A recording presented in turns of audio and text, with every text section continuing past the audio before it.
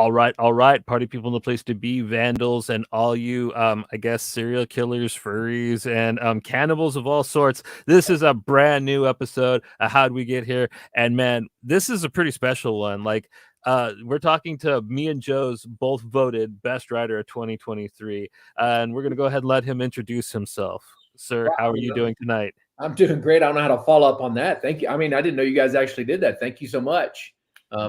That's a pretty big honor on my part. You just kind of made my day. Like it's well, we love both Plush and Click Click Boom, which both came out. Well, Plush overlapped from 22 to 23, but Click Click Boom was firmly within 2023. So, yeah. And then we both read Narco about a month ago, which I believe came out last year as well. Which, dude, like that was just a sweet treat, man. Like, oh, thanks. Yeah, I really enjoyed that. Was kind of a nice, softer touch from you. You know what I mean? Like it wasn't, I don't know, quite as fangs out as some of your image stuff. But I think that it's a book that more people should check out. I see it as a pilot for a TV show I would watch like religiously. You know what I mean? I loved the characters that much. Oh yeah, thanks, man. I mean, that one was fun and a little bit scary, so I'm glad you guys liked it because I mean, Daniel and I were like, we've been doing this kind of like dark comedy horror stuff. We both love Hitchcock, and we kind of wanted to do like a modern version of Hitchcock, and so like we kind of obviously backed off on our ridiculous over the top action gore stuff and said, hey, what if we tried something that was more Hitchcocky? And so even the cover that you saw there, kind of like callbacks to Hitchcock and Rear Window and stuff like that Daniel and I loved. So it's just it's a totally different take, but still kind of like a horror / serial killer kind of thing going on in it. And like because he has narcolepsy, so when he falls asleep you get the swirls and everything. That's kind of probably a wink to Vertigo, stuff like that. Yep. Most definitely. Yeah, and I love the possum scenes too. Like the parallel between the two, it's great. It was funny, a lot of fun. Like Johnny said earlier, man, like we love your books, and it was like one of the first things we read for the show. So and so when you did the Kickstarter for the oversized hardcover for Plastic, I was like, oh, I gotta back that. To have Plastic in like an oversized, I mean, it's just beautiful to have the pages just oversized and everything. Yeah, it turned out even better than I thought it was going to. You never know what's going to happen when you print something oversized a little bit. But I'm in love with that book. Like I can't believe how well it turned out.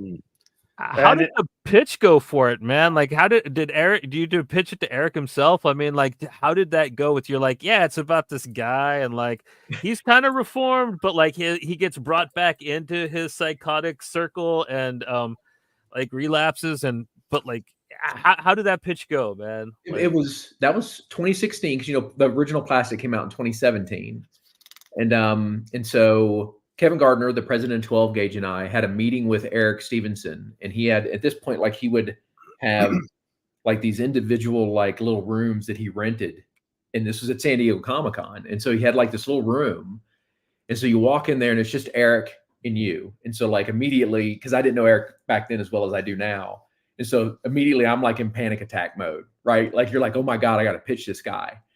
And you walk in and we had 2 books, kind of like we had already like the first couple of issues had already been, we'd gone ahead and had them completed so that we had something actually, some meat to really show Eric. Cool. And so Kevin Gardner had like, the oversized iPad. And so the pages were on there. And so he hands it to Eric. And we almost kind of started diving into the pitch, like a verbal pitch. And Eric goes, just let me read it. And Eric, when he's reading, is very stoic. Like there's no emotion. Yeah. It's like the worst poker face ever from a creative standpoint, right? Because he's like flipping through the pages and they kind of look like this. He's like. You think he practiced it in the mirror? He like. He might. Yes. So the more he's reading, the more terrified I'm becoming. Like, yeah, because it's just that quiet. Yeah. Like nothing. You're like, it must seem like forever. Oh, it did, dude. It seemed like an hour. Like he's just through, and he gets through flipping through both books, and the other one was The Hard Place, and he goes, so how close are we to releasing these? And I go, I mean, we're ready to go. Like obviously it's on the thing. He goes, So I want to release The Hard Place in 3 months, and then we want to follow that up with Plastic. How's that sound? And of course, I was blown away because I was expecting like one or the other or neither, to grab both, especially with Plastic being like a little bit off center, and you're like, man, I don't know how this is going to go. And when he immediately took, I mean, there wasn't a blink in his eye. Like he was like, yeah, I'm gonna do both of these. Yeah. So basically, you must have left a good impression because you've gone on to do. Did you also do Ride with Image? Oh yeah, I did the Ride. The Ride was actually the first book we did with Ride, Plastic, Vinyl, Plush, Click Click Boom, and now you're doing the follow up to Plastic as well. So you've maintained a pretty good relationship with Image. Oh yeah. I mean, once Eric and I kind of got to know each other, and I mean, obviously that kind of always gives you an in, but he's still always very, very astute about what's going on in the industry and what he wants you to do and what he doesn't want you to do. And well, I think keeping you busy over at Image, like with your books and having you, it's a breath of fresh air because John and I both like weird books, and you definitely deliver quirky, wacky, weird stuff that, I mean, not enough people are doing, I find. So, which is good for you because then it makes it pitching your books a little easier if people. Oh yeah, he knows I'm always going to bring weird. I never know what's going on in the Image office when I send, because now a lot of times, especially during the pandemic, it was just me sending in pitches with PDFs, that kind of stuff. And so you're like, man, I'm going to send this off, and I don't know if I'll ever hear back.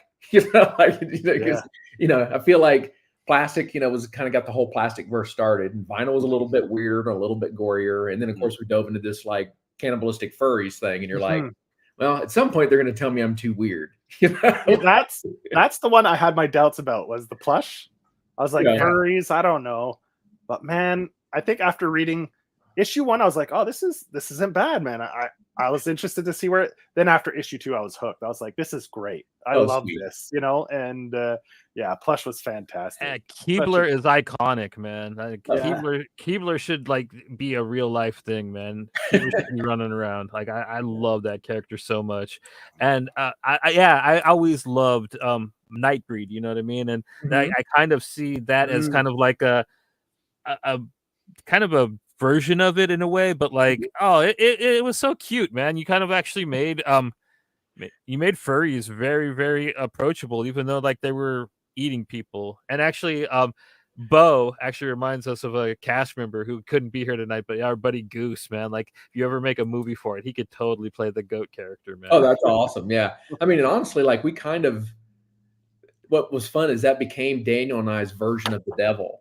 That's why he's, it's Scratch. You pick that up. We kind of hinted at it in the whole thing is like, I've always thought like the devil wouldn't be that obvious, like, oh, I'm a bad, evil person. He would kind of like be your best friend and kind of convince you to do stuff. Oh, come on, man. Like, let's do this together. So like, that's the kind of, like how we came up with that character all together. And so we had a lot of fun with him. And obviously, I love I'm a huge fan of Keebler myself. Like having a character that doesn't emote because they're mostly in a furry costume, and yet trying to figure out how to tell a story with a character who doesn't emote or say anything. You kind of have to do it all through actions. Yeah, and really good job at doing that. Oh, thanks, man. Yeah, we had so much fun. Yeah, he did a fantastic job of interpreting those pages and doing it to, like you said, to emote it. Yeah, Daniel didn't miss the mark. But I mean, that's the thing. You and Daniel have been working together for how many years now? Oh yeah, I mean at least 10. Yeah, at least 10. Yeah. So like, it must be almost, because when you work with a new artist, you probably never worked with them. You have that kind of little bit of stress because you don't know how it's going to work. So with Daniel, you've done so many projects together. It must be just like second nature, second hand, where where you guys just seem to hit it off because your books are just fantastic, right? The great thing about Daniel is, first off, we clearly have the same sense of humor, so like that immediately helps. We're both horror fans, so that it kind of helps lead into that. But he's just like one of the nicest, sweetest people I know, and all he ever cares about is, am I doing the best work I possibly can? And we both kind of like strive as hard as we can to make the best book yet. Yeah. And we push each other, trying to do that. And so that makes it like egos are put aside. It's not about who's writing what or who's drawing what. It's about, is this the best page we can do today? And he's got such a friendly, approachable art style. I mean, he really does. It's cartoonish, but it's realistic at the same time. I mean, like the expressions that he does is so great. And the coloring too. Like, which one does the colors on it? It's Stewart, right? On which one? Yeah, we switched up on each one because we purposely wanted to make each one just a little bit different. Laura Martin colored Plastic. Stewart did Narco. And vinyl. Dave Stewart did Narco and vinyl. And vinyl. I have it. I went and looked it up. I have it open on my pages there. Click, click, boom wasn't Daniel. Yeah, that was one of the rare books you did with another artist. Yep. Still a masterpiece, man. And then Rico Renzi did Plush. Okay. But yeah, I mean, the coloring in all of them, it fits it so good, and it's always bright though. You never try to, like, even though it's kind of about serial killers and it's got all the gore, it never like gets dingy or anything. You guys keep the visuals very clear, very bright, and it just has a great look to it. You know what I mean? It kind of it's very cinematic. Like I told Joe beforehand, I kind of read The Ride, Yumi, Plush, vinyl, and Plastic, like all the stuff of yours that I have, and it was literally like watching a stack of VHSs that I just rented, you know, like back in the day with my boys. And the coloring and the art, like it just it's so vibrant, you know what I mean? Like I mean, that's, I mean, and obviously, a lot of call out goes to all the incredible colorists that we managed to get, and luckily I'm friends with a lot of them, so that helped. Yeah. But like when Laura came on and did Plastic, and she wanted to kind of do like this dingy, kind of like almost the pages almost feel dirty. If you look at like the border, she put a filter on it, so it almost looks like it's aged page paper. Mm-hmm. And then Dave came along, and I was like, hey, I want to do beautiful horror. And he's like, I'm going straight up Disney. And I was like, let's do it. And then when Rico came on, we were kind of like, hey, we want neon horror for Plush. And so, everybody kind of just came in and did what I think they're the best at. Yeah. And, I love how each book they're in the same universe, but they all have their own feel. And I love that, even with Daniel being the same artist throughout all of them. Mm-hmm. Are you going to plan a great crossover with them? Or is there any chance of maybe Walter and Keebler hanging out together or something like that? There's rumors that we're going to keep doing this until they tell us to stop. So, I think I'm here for it, man. Okay. Well, that was the rumor when vinyl came out, is that vinyl's connected to Plastic in the universe somehow. And that there's all your books, and then Plush came out and everyone's like, well, maybe all these things are going to connect at some point in the future. And that was the rumor that was kind of floating around on socials. Because vinyls, there's so many wonderful characters. You get Renee, you get the twins, you get Guy, and then you get Click or Walter, you know what I mean? And so like it kind of made it seem like there might be like more to it. I didn't know that they were actually all in the same universe. I just kind of hoped that they were. So that's cool confirmation. Yeah, they're all in the same universe. And if you pay attention, there's every now and then we always want to make sure that the trades themselves are standalone. I don't want you to have to read vinyl to enjoy Plush or Plastic or any of the other ones. So we do our best to make sure they're standalone, but we do throw Easter eggs in there. So like there's a scene in vinyl where Guy and Walter are talking, and then if you're paying attention to the newspapers that they're holding, it's got, callbacks to Plastic. Yeah. And there's subtle stuff in Plush that calls back to vinyl.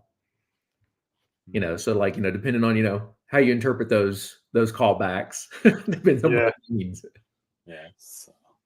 So that's pretty cool. You're creating a whole universe like that of this wacky kind of horror universe, which is fun because there's a lot of horror comics out there, but not so much like a fun,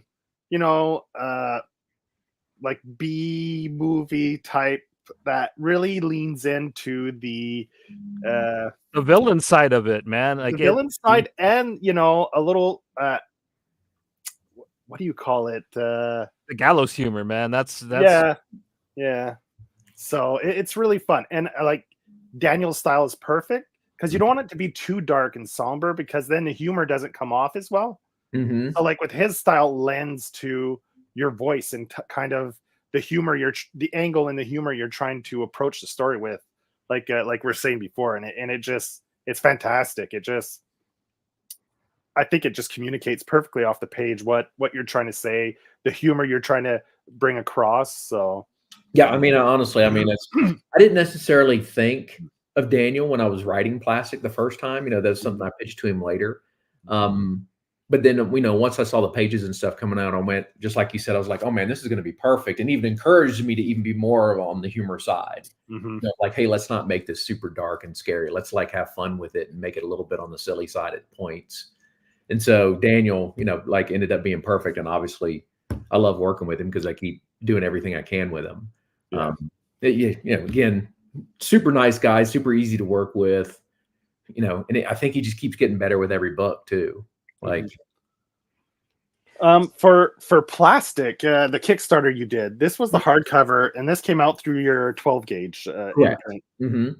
Is there any plans that once you finish the second story, you're going to do like is another hardcover? Are you going to do like a deluxe kind of image hardcover with the two stories together? Is there any plans of something like that? So I know Image likes to do like kind of those library or deluxe editions there that usually it's what, Johnny, 12 to 15 probably issues? about when he has 3 trades worth, they do it.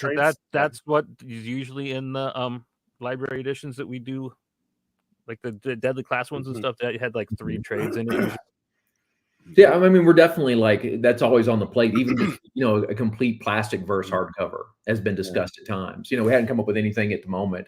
You know, okay, like vinyl, plush, putting all that collection into a hardcover. Because Boom just did that with Tinian. They put together a collection of his early Boom stuff. So that's definitely would be a cool hardcover to put like all the whole universe's books together. And that'd be a great idea. Yeah, that James one was crazy. I'm super happy at how successful that was. They kickstarted that, right? Yep. Yeah. I mean, it wasn't, you know, G.I. Joe reprint 3.7 million, but I heard about that. The G.I. Joe, the early isn't that like a 3 hardcover set? Yeah, it's a massive set. I mean, you know, well worth it if you're a fan. You know, I mean, I think it's fantastic, and I'm sure they're going to probably turn around and do the same thing with Transformers. So who has the rights to that? Do you know? Image right now, right? Or at least even to the early, like when it was under the Marvel banner. So it's the whole franchise belongs to is it Hasbro or Mattel? Hasbro. So Hasbro got everything back, and now they're with. So that's all going through Skybound. IDW owned it all before them too. IDW, that's true. They had it for a while as well. Yeah. Yeah, I mean, what's great about, you know, Robert Kirkman's obviously, you know, running the ship on this one, and you know, he has the money and the creators. I just saw Dan Waters was writing a Destro comic. I'm like, oh damn it, I'm gonna have to check out a G.I. Joe comic, maybe. Damn it. Yeah. So I mean, the good thing about Hasbro being the owner of that is they can go, hey, listen, if you want to, you can reprint all of it. You know, and so, you know, obviously if that had been different companies and they had all owned rights to whatever they had done, that wouldn't be possible now. But that's created a buzz too, now that it's over at Skybound. Now they're relaunching the whole line in comics. So that created a little buzz. So now it's the perfect time to kind of come back. Hopefully Larry Hama will get a little kickback from all that. I heard they've got him involved in everything. Yeah. So at least that's what I've heard. You know, I don't know for a fact, but I hope so. Yeah. Yeah. Because man, when I think of G.I. Joe, I think of Larry Hama because he wrote all the little, you know, the back of the blister packs. He wrote all the bios and everything. And like, there's no G.I. Joe without Larry Hama. Oh, yeah, you can't. Yeah, that's undeniable. Like Larry's contribution to that IP is, you know, monumental. Like you can't take that away from him. Man, the 80s were crazy. For toys, the toy industry, it was just insane how they built everything around like just its own ecosystem of the cartoon, the toys, it was crazy. I don't know who was in charge of marketing back then, but they earned their money back. Whoever was in charge of all that really earned their money back You then. need to make friends with Kirky, man, and have him get a hold of Hasbro and have them make action figures for your characters, man. I need a Keebler figure. And I would love that for sure. I mean, I've known Robert for a long time. It's funny, we shared a table space. Well, not table space. We were booth mates, one booth right beside the other. Probably 2004. Okay. So that was back before Walking Dead was a big thing or Invincible was a big thing. And it's you hear rumors about people and all that kind of stuff. I can tell you this, like Robert, every time I see him has always been super nice to me and kind and there's never any like, oh, I'm a multimillionaire now and I can't talk to you. Like, he's like always been super, comes up to my table and talks to me. So, it's one of those things where I don't know if I'd ever call him and say, hey, I need toys. But if the conversation comes up, I gotcha.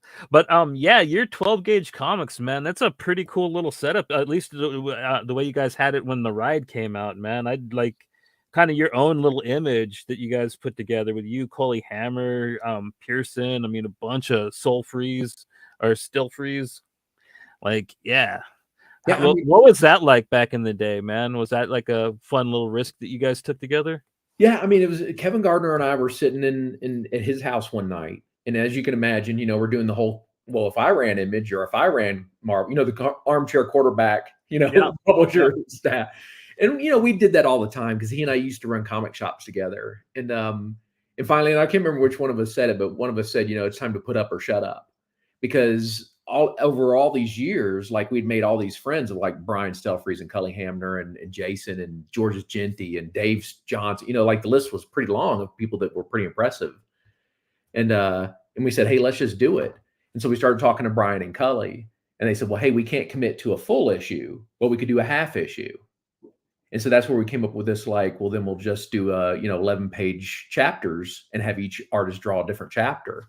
And so, I mean, it was terrifying, for me, to have my first writing stuff come out with artists of that caliber. But they seemed to enjoy it, and we had a lot of fun doing some like. That was your first book, and with Coley Hammer, that's dope, man.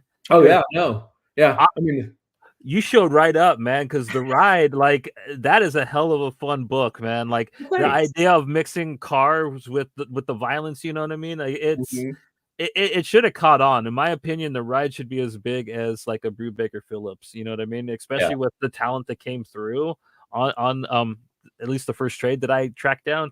Like, I'm impressed. I didn't know that this was actually your first, but way to go. That was the first one. And like you said, I mean, dude, having the talent that we had on the art side of things was just so amazing and impressive. But dude, it's crime comics are hard to sell in the US, on a regular basis. There's people like Brubaker and Rucka that can pull it off regularly, but the rest of us, like, it's like, well, nobody really cares about our crime books. They're really difficult, especially in the indie market, to get people to pick them up. I don't know if people go into American comic shops looking for regular people on the cover. I get what you're saying. Like, a lot of them are looking for the superhero book. Yeah. And there's such a huge market for crime novels, right? So you're competing with that side too, like where, Well, think about all the great crime dramas on TV. TV Law and Order has been coming out like 80 years now. It's like something. It's insane. There's just SVU. Yeah, it wasn't even the original one. I think it's up to 25 seasons. Yeah. So I mean, spinoff is my whole life. Is that 25 seasons? So. And there's so many great true crime and serial killer podcasts out there too. So like, there's so much now. Yeah, there's so much, and then there's a lot of really great stuff too. So I hope eventually people will gravitate to you, because I remember they took a long time for Brubaker and Phillips to catch on. Like, I kind of got on with them with Criminal, and like, honestly, I don't think it was till Killer Be Killed that they were actually like popping, and everybody on Twitter was. So I really hope that, and I think that people will gravitate to your books the more they come out. And after this plastic revival, do you have anything else planned in the universe? Maybe like, are you going to do another sequel, or do you have another maybe substance and a character to pop out? Well, I mean, Daniel and I are going to continue to try to do as much of this weird serial killer stuff as long as we can, because we love doing it. I mean, hopefully that comes through in the stuff we do. But like, so yes, we already, to be honest with you, like Plastic Death and Dolls, Daniel and I finished that months ago. So we're already on the 3rd issue of our next 5-issue miniseries. Oh, and okay. I'm not going to ask you more, but like that's a killer reveal. Thank you for that. Okay. So we got something in the near future that you might make 2024 Best Writer again. That'd be nice. But I think there's a market for it, especially a universe, like you said. Like if you think of Nailbiter, what's that one from Dark Horse where it's like a retirement commune? I know the one that what's his name? Dave Rubin's doing Sunshine Project with the monsters. Yeah, and then there's the one where it's like a gated community for serial killers. When they're not killing, they go and this is where they spend their downtime. It's a Dark Horse book. I can't remember the name of it, but that's a whole nother thing with different serial killers, right? So I think they're like, and the fact that you're building this universe, an even bigger one that's expanded even further than any of those titles, I think a lot of people can get on board. And like you said, people were excited when Vinyl came out, and they're like excited at the idea that it's connected to Plastic, and like people really hyped for that. So well, I think if people got into it and saw the way you write the characters, I mean, you make them so lovable. You make you question your own morality because you're reading this book about this just deplorable human being. And like, you see the flashbacks of like guy hiding stuff in the dumpsters before he's going and helping. And you're actually sad when in Vinyl, you know, when things happen to these evil characters, you know what I mean? And that's quite a knack, you know what I mean? And that's what makes these books really fun and special. That's what kind of makes you I love crime drama. It's my favorite genre, at least right now. I've just been absorbing it all because I love how everything's very similar in it, but everybody kind of takes it and does their own thing with it. And I think that you kind of taken it and done more with it than I've seen anybody in a long time, because your characters are you're lovable but so vile, and they get away, you know what I mean? At the end of the books, they're just like, yeah, we're hitting the road now, you know what I mean? Hey, you don't happen to be vegan, are you? And I think that I think if more people caught a hold of that and knew that this was out there, like and I'm really hoping that we kind of help spread that information, you know what I mean? Because I think that these are books that horror fans would need, because I've been watching a lot of horror, and some of it's kind of fun and some of it's, but like a lot of it in film has just been kind of samey. Even the like kind of extreme stuff that they try to put out, like Terrifier. I think that your books are kind of the best thing happening in horror right now. I'm not going to lie to you, man. Yeah.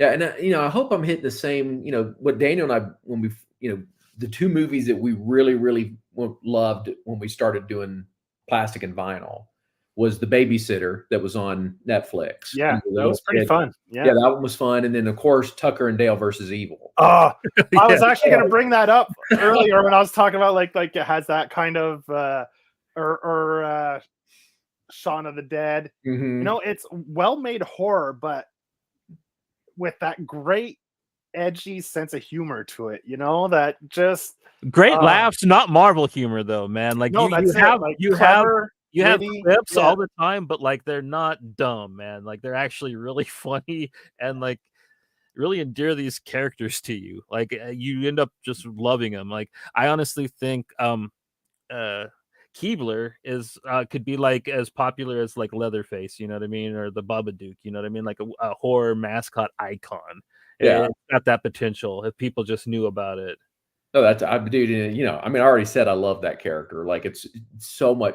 They're so fun to write, and I would love nothing more than to get another. You know, to have other people fall in love with Keebler as much as I am. Yeah, so that'd be cool. Like you said, if you want, like once you get to the point where you do that crossover book where it all comes together, then you're writing like an all-star lineup, right? Yeah. Of all your favorites, like within the same book, interacting. So, I mean, that would definitely be a highlight once you get around to that point. That'd be pretty cool. Yeah, yeah. Like I said, I mean, Daniel and I want to continue doing this as long as we can. We just really enjoy it. Like Plastic kind of kicked it all off. Yeah. Vinyl was kind of that next stage and went, wait a minute, we think there's something here. And so it's like, as long as people want us, there's the demand for it. We want to keep doing this because we just love what we're doing in these characters. Like every time I finish a book, I kind of go through a grief stage of like, man, I'm not going to see Edwin for a couple more months or years. Like, it kind of bums me out, because I just fall in love with them. Yeah. So yeah, we're just going to keep doing it as long as we can. How about Sprout? Is there any more Sprout in the future, maybe from Click Click Boom? Because that's another universe that you've kind of created. You're kind of not softer, because it's still violent as hell, but like they're a little more sentimental. You know what I mean? They're not. I really enjoy that side of your work too. And like you got Click Click Boom, Yumi, and Narco. Do you have kind of anything else in that vein? Oh yeah, I mean, Doug Dabbs and I have already started. The guy that drew the artist on Click Boom. He and I have already started our next book. Doug works full time, and he doesn't want to give up that sweet benefits package. You don't normally get in comics, but like we're going to continue. Like he wants, it'll take him a little bit longer than it normally takes Daniel because he can't do it full time. But I mean, Doug's so good. And so like, I just love working with him. I just saw, we were in Heroes like 2 weekends ago. And so I got the chance to hang out with him and his family. And it's, but yeah, dude, we're just going to, if Doug Dabbs and Daniel keep working with me, I'm going to keep working with them. I think that's what makes you so effective as a storyteller is you go from like Plastic and Vinyl, which is like a serial killer based story, to Click Click Boom, which is more of an like action thriller, but your characters are developed in a way that you just fall in love with them, right? So regardless of the type of story you are, you're invested in these characters. So whether it's a horror story or more of an action like thriller like John Wicky, you still love it because you love the characters, right? You're so good at hooking us and developing those characters in a way that we just fall in love with them, that it doesn't matter really what genre of story it is, because you develop your character so well that it just draws us in, whether we're into that specific genre or not.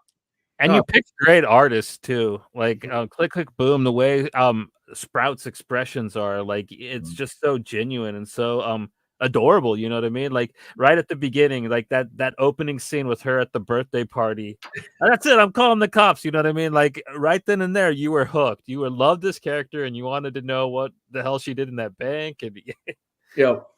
I mean, thanks. I mean, because that's to me, that's like the most important part of story. I mean, you can have really great complicated stories, but I mean, take a Ocean's 11 or something like that. Like there's a complicated plot, but you still fall in love with the characters. But to me, like the more impactful ones are the John Wicks, where there's a very simple story, but you fall in love with the main characters. Yeah. And so that's what I shoot for every time I'm doing a book, is like, man, I really want people to fall in love with these characters while I'm writing them. That's always what I hope for. And so hearing you guys say that really, really makes me feel well.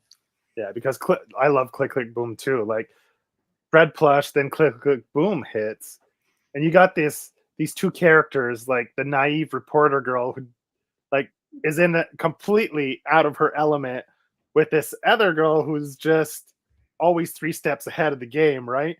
And just the play off the two, where it was just fantastic, the dynamics of the two, and yeah, and which complicated her life, because she's got to think of her, like she's got to think 6 steps ahead because of the other girl, and it was just a lot of fun. And so I think everyone should pick that one up as well. Like, yeah, I mean, it is. It's a fantastic book.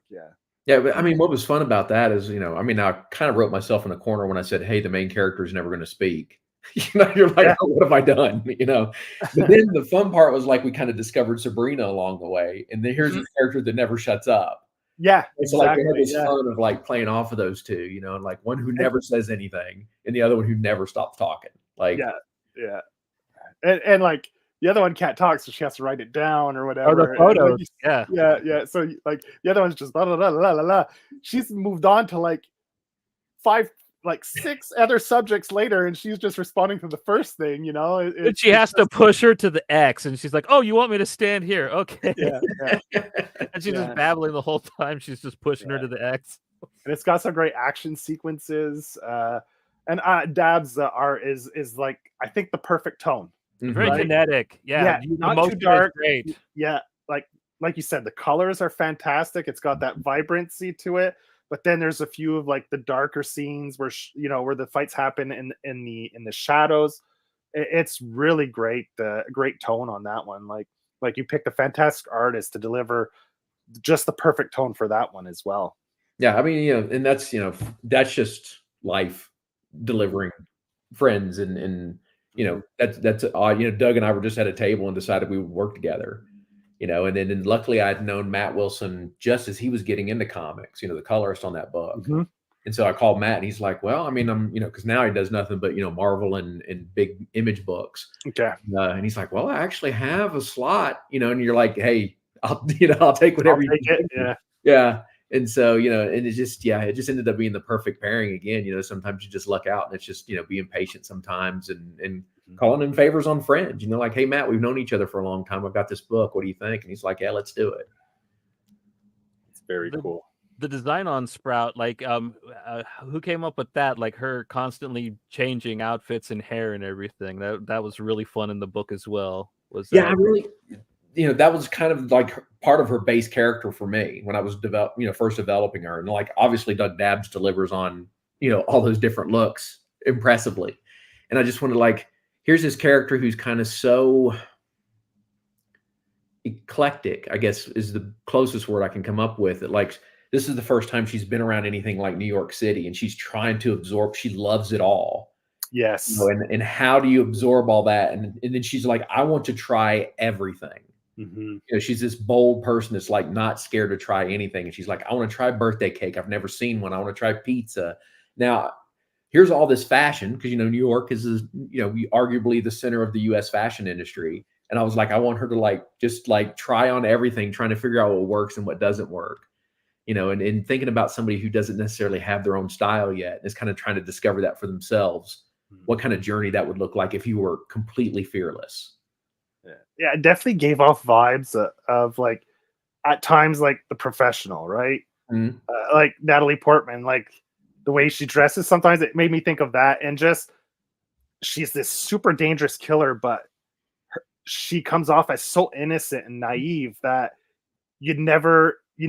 It's so unassuming, right? And you guys delivered that perfectly. And I think the fact that you made her mute really accentuates that side of her, right? Because she never really speaks, so it really emphasizes that illusion of naivety and innocence, right? But she's nothing of the sort, as you find out later in the story, right? So yeah.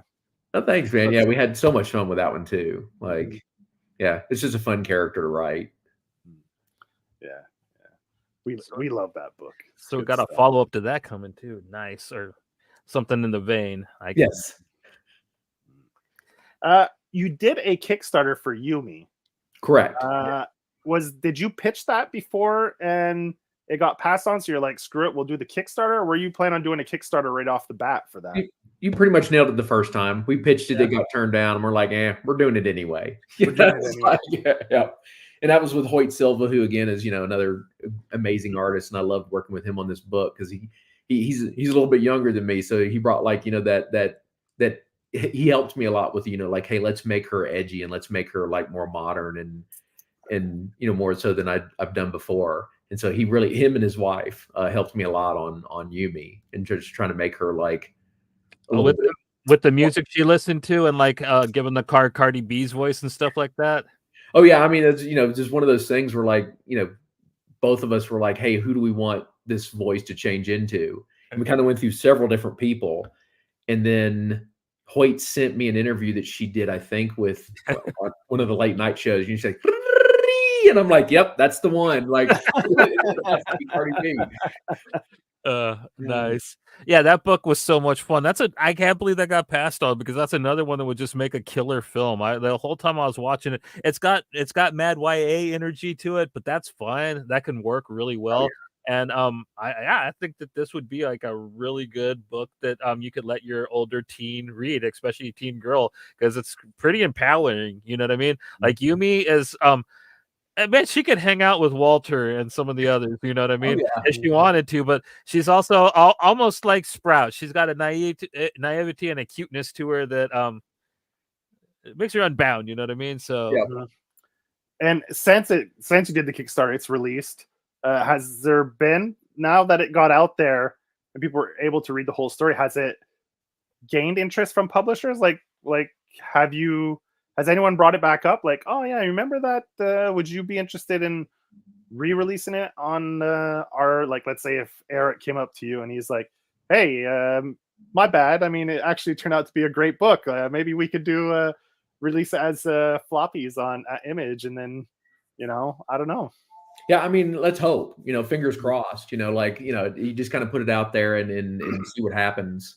That's with every book, right? You never know whether it's going to sell or not. But because you did that in the middle of the pandemic, right? Yumi? Yep. Yeah. Do you think that had anything to do with like publishers and everybody were kind of like on a holding pattern, not sure like when comics were going to start publishing again? Remember there's that like few months. I don't know, maybe had a little bit to play in it where everyone was kind of like in wait and see mode, I've learned over the years because, as a writer, especially earlier, my first 10 years of sending stuff in, like there was a lot of rejection. So I've learned not to try to analyze it. You just go, hey, I'm going to show it to Joe. And if Joe likes it, great. If not, I'll go on to the next person, kind of thing. And so I don't try to overanalyze it or worry about too much, because like you got to move on, right? Like you can't have like really sensitive skin in this industry because you're going to get a lot of like negative feedback from time to time. And so but I do think there were some pandemic things, obviously. I mean, guys, there was a time there where I was like, I think I'm gonna have to get a job at Taco Bell. I'm not sure the comic industry's coming back. Yeah. Like a lot of people, like the music industry, a lot of people were like, what the fuck? A lot of people were like, this is it, my career's over. I'm gonna have to figure something out. Yeah, I have no skills. Like, like I have no useful skills to society. Well, I don't know. You ran comic book shops and stuff before. Before you were like a full-time comic writer and writer, So I mean, you have at least a good base for business. I mean, I think you could probably be a really good novelist if you wanted to. I mean, is there any plans for you doing prose in the future? I won't lie to you guys. Like prose, I just do not enjoy prose as much. Gotcha. There's a lot of tell, like you've got to, you kind of got to get in the character's head, and there's a lot more of like, the language is a lot different. Where scripts, it's like, hey, here's what's happening in this panel. Here's the dialogue. You get a lot more feedback, and so prose terrifies me a little bit. I'm not going to say I'll never do it, but as long as people are paying me to do comics, I'll probably keep doing that. So you really love the collaborative effort. Oh yeah. Well, it's just such a beautiful art form. Like I really just appreciate it in its glory. Oh yeah, dude. Yeah, obviously I love it. I mean, I've loved it since I was probably like 3 or 4 years old when I started picking up, Casper and Flintstones, off the spinner rack. I mean, I got that old school story, where like I picked up comics off of the spinner rack at 7-Eleven. Like that's where my love started, and I've been in love ever since. So, did the Kickstarter go well? Do we have a chance of maybe seeing Yumi and Jules again? Oh yeah, I mean, with 12 gauge, we did the Thomas River one, which was Brian Stelfreeze, the plastic narco, and then we did Yumi, and all three of those did well enough to where, I mean, it's all of that's still on the table. Cool. And you just put it out through 12 gauge then, if you do it? Oh yeah. I mean, obviously that stuff's, as you guys know, probably better even than I do, the market's constantly evolving. What that looks like, say a year from now, I don't know, so is it just through 12 gauging in a Kickstarter again, or is it something like Boom or Dark Horse or Image that we go through? Yeah. Which is great that you have that flexibility. That Kickstarter got to the point where you could fall back and do it yourself through a Kickstarter, which gives you a lot of flexibility when you're putting together a plan. Okay, let's pitch it first. Okay, that doesn't work. We had a plan B. like you said, we're making this book one way or the other. It's just, are we going to go?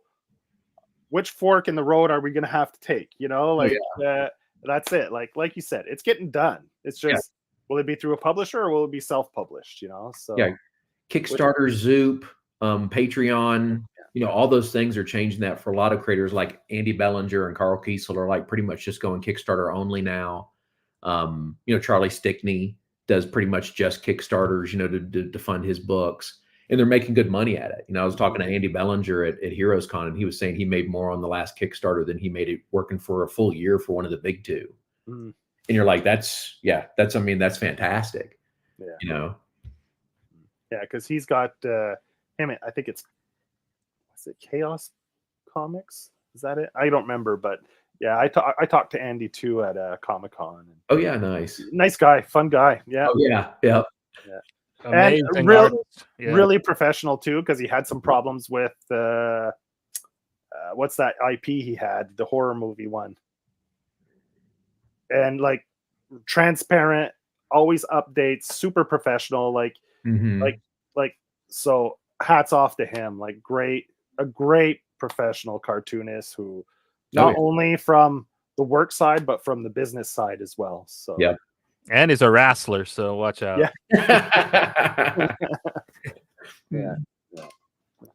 People who run Kickstarters could take a lesson from Andy on when things go a little sideways, how to handle it, because some people I find maybe don't handle their business well enough when it comes to that. When you get unexpected surprises like printing costs going up from the time you run your Kickstarter to the time it goes to print, because that was a huge project with a lot of different artists. So before everyone came back with all the different parts of the story, I think they got delays, and by the time they got to print, the printing costs had gone up quite substantially compared to the quote he had in the beginning. So I mean, Kickstarter can be a stressful thing when you're running a bigger project, like a bigger book. So I can tell you, like that's 30 days of nonstop stress, 8 hours a day. It's a lot of work and a lot of stress and a lot of answering emails and messages and those kind of things, just trying to, hey, is this book going to come out? When's it going to come out? Like with the Narco and the plastic trade. Yeah, that's what I was just about to say. Yeah. We ran into so many problems along the way that the book took, like an extra year to come out that we weren't planning on, and I hate that, but like you said, Joe, like it happens, right? Like I can't get on a boat and get it through LA Port Authority any faster. Yeah, exactly. Yeah. And like, it's not a floppy either. That's a good, about 150 pages about Narco.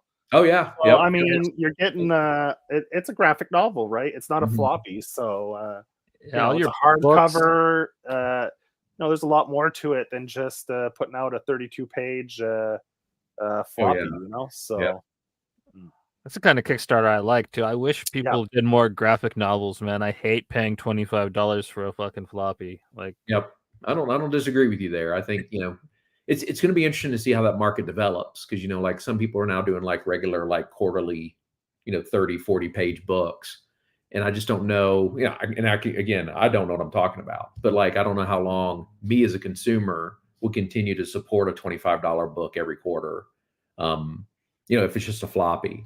But man, give me a hardcover, you got $75 of mine right now. Like a full, you get the full story. You can sit down and enjoy it from start to finish. I'm a trade guy. We both are pretty much trade graphic novels. I fell victim to my misfiling the other day. I had issues 1 through 4 of a series, and then I couldn't find 5, so I couldn't read issues 6, 7, and 8. I was like, "Where's issue 5?" I must have filed away. It must have gotten between 2 other books when I filed it. So who knows where it is now? I mean, it's a crapshoot, right? I'll just find it randomly one day, and so now I'm like, God damn it, like I know I have it here somewhere. It's just misfiled, so who knows? Is it in the Z's?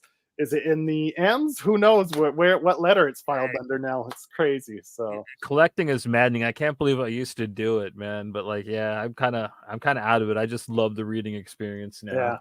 Yeah. And then when we moved from Atlanta to Utah is where I'm at now. That's when I was like, hey, I'm not moving 25 long boxes across country. And so that's when I kind of gave up my collecting. I still get a lot of books. I keep the stuff I love. A lot of times what I do with the floppies, though, is I read them and then I just take them back and give them to the store. Okay. You know, just to keep them in circulation. I'm like, hey, I don't care if you quarter bin these puppies. You know, I paid for them. You know, so hopefully everybody's got the money they need out of it. But like, if we can get this in circulation and somebody else reads it and loves it, hey, that'll be fantastic. But I'm definitely. I mean, you can see the pay it forward, man. Awesome. Yeah. Yeah. Long boxes. I got off the long box train a long time ago. I have 4 of them, and I'm like, why? So then I just get the short boxes. They're so much easier to manage. I'm like, because like you could stack them there. They take up. I was like, they didn't do trades so much, man, especially in my heyday. Like, so like I have like just long boxes full of issues of Scalped and Sweet Tooth, because like I didn't know that like Vertigo was just going to trade everything eventually. So. Well, that was, you know, I mean, I think there was definitely a lot of, with the books, the 2 books you just mentioned, like, dude, you had to get those month to month. Like, I wasn't going to wait 6 months to read the next trade of those. Straight up, yeah. So was that kind of an inspiration to you? Did Scalped, like, were you kind of a fan of that? Oh, love Scalped, love Sweet Tooth. You know, the books you just, I mean, the good books are the good books. You know, so a lot of them are undeniable. Scalped was an incredible book. Love Scalped. Sweet Tooth too. You know, and then I mean, well, before you, I'd say Jason Aaron was Scalped was like the other guy that really kind of took crime drama and flipped it on its head. You know, like really, really hard, and it kind of like did what you're doing with your lovable serial killers. You know what I mean? You're kind of like Rob Zombie was trying to do, and you're like, I can make you love these guys. Like, I mean, yeah. I mean, if you look back at that, what it was, Scalped and Southern Bastards, right? Right. With Jason, both of those were great books. You know, and it's so definitely inspiring. You know, and he's always been a nice guy too. And then even the stuff he was doing for Marvel there for a while was like, I know he's not doing as much now, but back then, like the stuff he was doing was pretty groundbreaking. His Ghost Rider was great. Like it was like the first thing hero for Marvel, and like, damn, it was so grindhouse, so fun. Like I highly recommend that. Kind of in your side of things, you know what I mean? Like the horror comedy. Yeah, no, he's fantastic. So yeah, and he's free again, man. Like I heard that he is writing Teenage Mutant Ninja Turtles. I got to check that out because, like, yeah. I know Joelle Jones is the artist on it for. I think the first. I don't know if she's going to be the regular artist, but I know I saw some pages that she did for his story, and woof, they are phenomenal. And I can see that now, especially after The Last Ronin came out and the tone they kind of set there, putting Jason and her on that, like it just makes too much sense. Like I think it's a good move from IDW, especially with Image stealing all the toy stuff, half their toy stuff, them like being like, okay, we can play this game too. We're going to bring all stars. This book, you know what I mean? Yeah, which I think it's a title that deserves that treatment, right? What? Like, I mean, 40 years. Yeah. I mean, they're legacy characters. Yeah. I mean, their flagship too. I mean, like they should be considered that at IDW. I would hope. Yeah, they should be, and they should be treated that way with that kind of respect too. Because like I just feel like it's like what Skybound's done with Transformers and GI Joe. They have the opportunity to do that with Teenage Mutant Ninja Turtles for the next 10 years, easy. And they can devote their full attention to it now too, because they don't have to worry about the GI Joe and I mean, so. Well, I think The Last Ronin proved to them, oh wait a minute, I think Teenage Mutant Ninja Turtles was kind of like getting a little complacent with what they were doing with the characters and that kind of thing, and they're like, oh, well, I don't know if there's a future for this. It just seems like it's kind of treading water here. And then Last Ronin came out, and I mean, you guys know, like that just blew up. Oh yeah, you bring back the 2 original creators, get them back together after I don't know how many years of not working together in the dispute and everything. Just get them back on the title. Just help rejuvenate. Yeah, and blew it up. You know, like yeah, it's crazy. It's amazing. I love it. Mm-hmm. Yeah. I remember when that got announced. It was like wildfire went off. Like, Yep. like any fan of TMNT, man, that was like, woof. You know, Eastman and Laird back together. It was, I mean, not too bad words could go together when you're talking about TMNTs. So. No. Yeah. So, but I'm really happy to hear that the Kickstarters for your 12 gauge books went really well, because when we did the Narco episode, I was asking Joe, do you know that this book did well? You know what I mean? Because it's so damn good, and like I would hate for it to like be sad on, you know what I mean? And I'm happy that it wasn't, man. That was good news to hear, because like we couldn't really find any news about it. So like that's going to continue too, maybe in the near future. You got any plans to bring the friends back? Oh yeah, you know, there's always plans within plans kind of stuff. Is that a possum or a turtle? It's a turtle, I think. Turtle heart, yeah. Turtle love. Yeah. I just I was just flipping through and I forgot the opening scene in Plastic where the possums ran over. Yeah. So I was just thinking of that with Narco. I was like, oh, I hope that's not the possum from Narco. No, it made me sad for a second there. Yeah, I couldn't do that to Marcus. That would be too mean. So we always like to let creators plug anything. Do you do a lot of conventions? Do you go out and set tables up at conventions and meet the fans? And oh yeah, I mean, it depends on the year. Like last year I did 10 shows. This year I'm probably only do like 3 or 4. So like I said, just came back from Heroes 2 weeks ago. I am tabling for the first time ever at San Diego Comic-Con. Nice. You deserve it, man.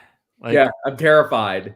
Are you going to be tabling under Image? Or are you going to be tabling under 12 gauge, or is it for yourself? It's just Doug. It's just Doug and Artist Alley. Yep. Okay. Show up and be full Yumi, man. Just live it, dude. Yep. I love that show. So like I love going to that show. Always have. So I know I have a good time regardless, but still at the same time, you're like, man, how many books do I take to something as big as San Diego? All of them. Yeah, exactly. Yeah, you got quite the library of books now. So I mean, you have a lot to offer, right? Yeah. You hope. You know, you never know when you go to a show. But then when is San Diego? July 23rd or 4th. Oh, so issue 2 will be out for Death and Dolls will be out. Yep. Yeah, it comes out on the 17th of July, issue 2. So yeah, awesome. So you'll have issue 1 and 2. Are you going to have a bunch of the oversized hardcovers? Oh yeah, I'll take those hardcovers everywhere I go now. This is beautiful. So if you're a fan of Plastic, go find Doug at a convention and pick it up, have him sign it, because this is a beautiful book. And if you like Plastic, it's definitely that's the edition to own. I mean, obviously, if you have the floppies and everything, get the floppies signed. But I mean, yeah. Do you have plans to do vinyl and plush and that kind of hardcover? So maybe like a slipcase edition eventually? Yeah, I mean, like I said, earlier, like we're discussing a lot of stuff, and you never know what's going to be dictated by the industry and how things are going. But we've talked about either doing like a series of hardcovers that are all the same size that kind of obviously do that going together on the shelf really nice, or printing all of them in one huge hardcover. So trying to wait. Yeah, I mean, like, it's kind of Image-ish, because like I have like a book that I read from them called Kill 10,000 Demons. Oh yeah, and like the first book is kind of really small manga size, and the second one's like hella huge, and like the third one is kind of like normal trade. Like the book, like the filing on my cabinet is just hilarious for that particular title. Yeah, that's I don't think any of us, I think that all of us have a little bit of OCD, especially if we collect comics at any point in our life. And you're like, well, wait a minute, I want all these to line up perfectly. Yeah, the spines. Yeah. You don't know how many times I see people making comments on socials about spines. Yeah. Like, look at this. It's an atrocity. It's a crime against society. And then they're showing the spines and how they don't line up, and the designer should be fired, and people just go crazy for the spines of their books on the shelf. It's funny. Makes me laugh. I get it, but I mean, yeah, there are worse tragedies in the world than. Oh yeah, I mean, dude, like you said, paper costs and everything else changes, and you're oh, I don't know if I can sell enough to pay for that. Yeah, because the plastic wasn't oversized, right? So yeah. Yeah. So you're doing San Diego. You just came back from Heroes Con. So you said you were doing 3 or 4. What are the other ones you're planning I'm on going doing. to? There's a small show in Salt Lake put on by the Nerd Store guys called Wasatch Comic Con. Okay. If you get a chance, anybody that's listening, like it's this really intimate small show, and they bring out, usually it's a 2-day show, and there's usually only like about say 10 to 20 creators, and it's just comics. But you get an actual chance to like sit down and talk to people. Mm-hmm. Like you get a chance to visit. And so like the first year they had Kevin Eastman was there. Nice. And so he was kind of like the anchor. Last year was Chad Harden. And so like he was there set up and had his stuff. So like there's a lot of great creators there that people don't, I think, get a comic fan Comic-Con. That's actually like a real one. Cool. That's cool. Yep. Yeah. And so that will probably be it unless something else pops up. Mm-hmm. So you have San Diego and that one left to go to. Yep. How'd you like Heroes Con? Oh, loved it. I mean, I've been, that's still one of the best comic focused, and that's really, what we've been hearing. Every creator's like Heroes Con is one of their favorites. Every year they love going to it. It's well, dude, this year they had like Al Milgrom and Chris Claremont and Adam Hughes and Scotty Young and David Finch and Jenny, like the list goes on and on and on. And like their guest list is always so massive. And me being a fan, not just a professional, like, getting a chance to talk to Chris Claremont, who wrote, Uncanny X-Men when like I was. How many years did he write that for? Oh, I know. Like, a massive part of my growth, my childhood is Chris Claremont. From the 70s all the way up to the 90s, right? Yeah. So for a good 30-year run on that book, that's insane. Yeah. Does anyone have a longer tenure on a single title than he does? Yeah, probably Stan Saki on Usagi Yojimbo. I think he's 40 years. Yeah, 40 years. I think. How long did Cerebus run? Yeah, that's another one. I was going to say maybe Dan Sims, or Dave Sims. My bad. But those are creator owned, so it's like it's their book, right? Yeah, Marvel or DC book. Yeah, I don't think anyone comes close to doing a 30-year run on. Well, with just one writer on it, no. Yeah, that's it. Situation like that. That is I don't think we'll ever see that ever again. That's like Wayne Gretzky type shit, that's like a record that we'll probably never see happen ever again. So I mean, how do you set out to do that, right? You're like, hey. I know, it's especially with the social media now. Yeah. The outcry, the outrage, it's a whole nother ball game. Yeah, you have one down year writing that book, DC or Marvel, like, we're gonna move on. Like the social media, they're not liking your book. Yeah, we're going to relaunch, reboot it. We're going to give the character a mustache so it's completely different. Brand new #1 on it. Yeah, that's fair. That's fair. That's the way we live now. Yeah. Yeah, exactly. Yeah. Well, it's a good run, though. Jeez, gotta hand it to him. So, all right, man. Like, this was so great, man. We really appreciate you doing this. And I just want to make a pitch to all the executives that aren't listening out there, but they should be. Like Netflix, you're missing out, dude. Yumi would be like the hit of the summer. It's the kind of like a girl badass movie that you guys have been trying to make with like the damsel and stuff. I think if you get the right director, oh my god, that movie could be sensational. I think Click Click Boom is also another one that could just be a phenomenal either show or series. I could honestly see that being kind of turned into and adapted into a show, maybe a couple new characters for it. And the rest of this, man, like it is just fit for film, and it's better than anything the film's making. Like you guys are being outclassed by this man right here. And or even the plastic and all that, that could easily be like made into a series. Like we said before, you Dale and Tucker, like I love it. Like one of my favorite horror movies, whether it's serious, like just the whole horror genre confounded. That like it's one of my favorites.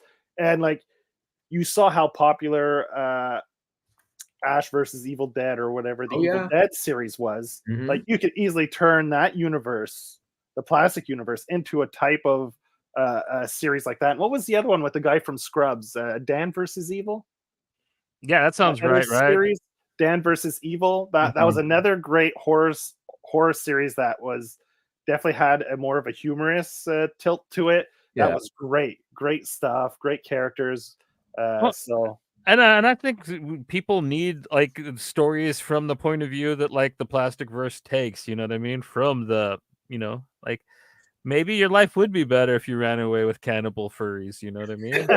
Think about it. Yeah, it's possible. And it's a type of book that wouldn't rely on FX that like a lot of practical effects, a lot of fake blood, which doesn't kill a budget, No. So I mean, it'd be very easy to do. If they follow the book, the way you do your gore is actually really smart and like would make really kind of cool shots for film that like wouldn't need like full body, dummies, you know what I mean, to do like the kind of head decapitations the way that they're shown in the comics and stuff. Like I think it would lend itself well. Yeah, they just follow really well.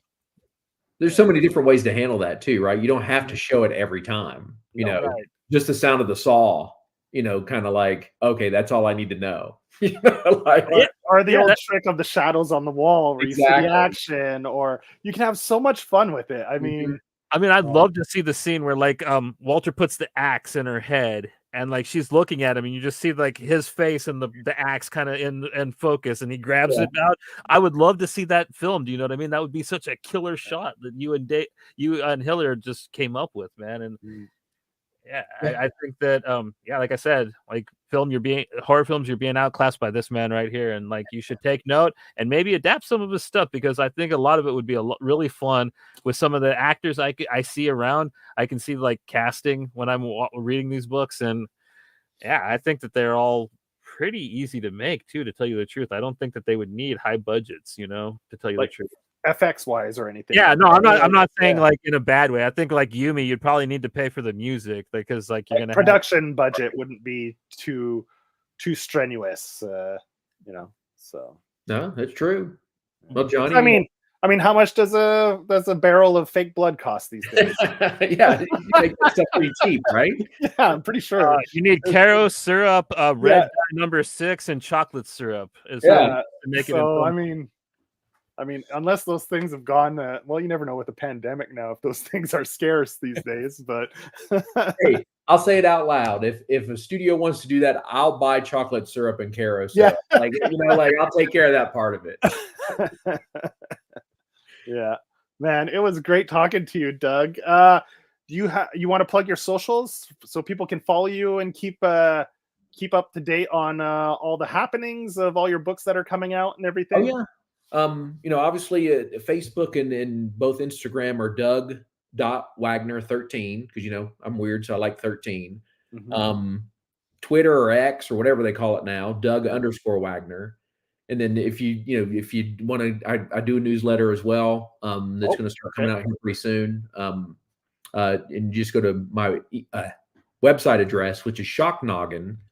Shocknoggin. Yep, Shocknoggin. No G at the end, just 2 G's in the middle. .com, and that has I all my works on there as well as up and coming stuff.